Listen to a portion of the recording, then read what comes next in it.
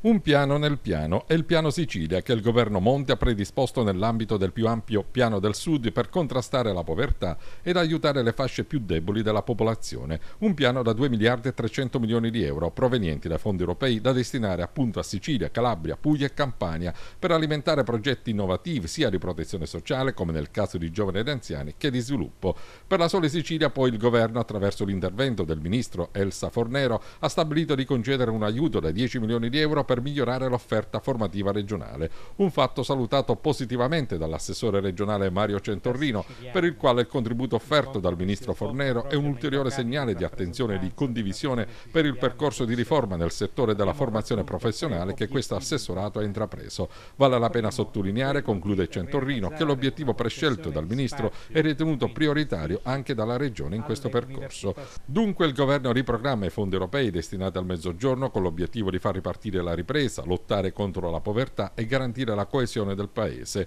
Fondi europei il più delle volte parcheggiati per iniziative obsolete. L'operazione prevede nel dettaglio 850 milioni di euro per l'inclusione sociale e la rimanente parte, 1 miliardo e 500 milioni di euro, da destinare alla crescita. Si va da interventi per potenziare la rete degli asili nido, 400 milioni di euro, fino a programmi di assistenza personalizzati per gli anziani non autosufficienti, ma si punta anche ad interventi per rafforzare la legalità in area ad elevata dispersione scolastica e si punta anche allo sviluppo attraverso lo stimolo all'autoimpiego e alla autoimprenditorialità.